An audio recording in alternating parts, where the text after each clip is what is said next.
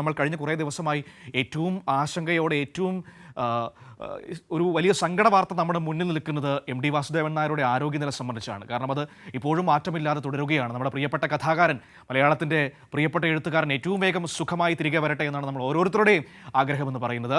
അദ്ദേഹത്തിൻ്റെ ആരോഗ്യനില ഇപ്പോഴും മാറ്റമില്ലാതെ തുടരുന്നു എന്നതാണ് ഏറ്റവും പ്രധാനപ്പെട്ട കാര്യം. ഗുരുതരമായി തന്നെ തുടരുകയാണ്. ഏതായാലും പക്ഷേ ഒരു പ്രതീക്ഷയുള്ളത് ഇപ്പോൾ മരുന്നുകളോട് ചെറിയ തോതിൽ പ്രതികരിക്കുന്നുണ്ട് എന്നതാണ് ഒരു ഏറ്റവും പ്രധാനപ്പെട്ട ഒരു വിവരമായിട്ട് നമ്മുടെ മുൻപിലേക്ക് വരുന്നത്. ഇന്നലെ രാത്രിയിലെ മെഡിക്കൽ ബുള്ളറ്റിനും അതുതന്നെയാണ് ശരിവെക്കുന്നത്. ശരത് ഓങ്ങല്ലൂർ കോഴിക്കോട് നമ്മളോടൊപ്പം ചേരുകയാണ് ഈ വാർത്തയുടെ വിവരങ്ങളുമായി. നോക്കാം എന്താണ് മെഡിക്കൽ ബുള്ളറ്റിനടക്കം പറയുന്നതെന്ന്, അദ്ദേഹത്തിൻ്റെ ആരോഗ്യനില ഏത് രീതിയിലാണ് ഇപ്പോൾ ഉള്ളതെന്ന് നമുക്ക് നോക്കാം. ശരത്,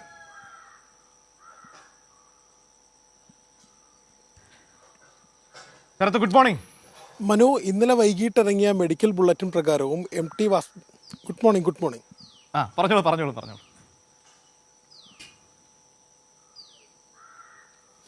ഇന്നലെ വൈകിട്ടിറങ്ങിയ അവസാനത്തെ മെഡിക്കൽ ബുള്ളറ്റിൻ പ്രകാരവും മലയാളത്തിൻ്റെ പ്രിയ എഴുത്തുകാരൻ എം.ടി. വാസുദേവൻ നായരുടെ ആരോഗ്യസ്ഥിതി ഗുരുതരമായി തന്നെ തുടരുകയാണ്.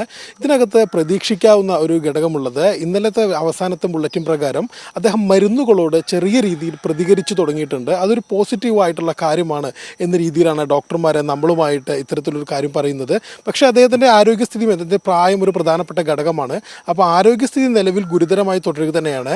ഈ മാസം 15-ാം തീയതിയാണ് അദ്ദേഹത്തിന് ശ്വാസകോശ സംബന്ധമായ അസുഖങ്ങളെ തുടർന്ന് കോഴിക്കോട്ടുള്ള സ്വകാര്യ ആശുപത്രിയിൽ പ്രവേശിപ്പിച്ചത്.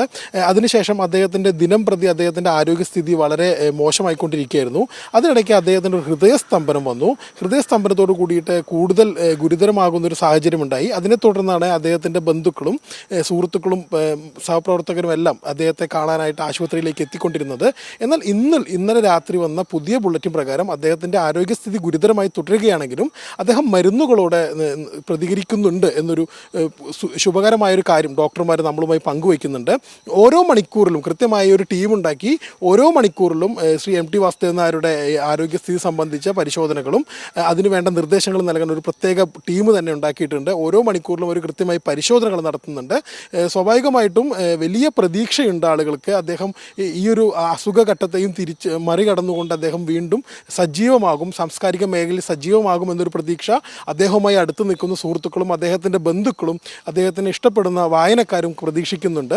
എന്തായാലും നിലവിൽ ഡിസംബർ 15 തൊട്ട് അദ്ദേഹത്തിനെ ആശുപത്രിയിൽ പ്രവേശിപ്പിച്ചിട്ടുണ്ട്.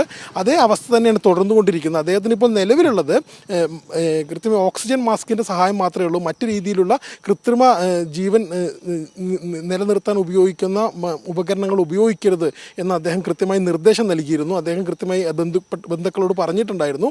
അതിൻ്റെ അടിസ്ഥാനത്തിൽ സ്വാഭാവികമായിട്ടുള്ള രീതിയിൽ തന്നെയാണ് അദ്ദേഹത്തിൻ്റെ മറ്റു കാര്യങ്ങളെല്ലാം മുന്നോട്ട് പോയിക്കൊണ്ടിരിക്കുന്നത്.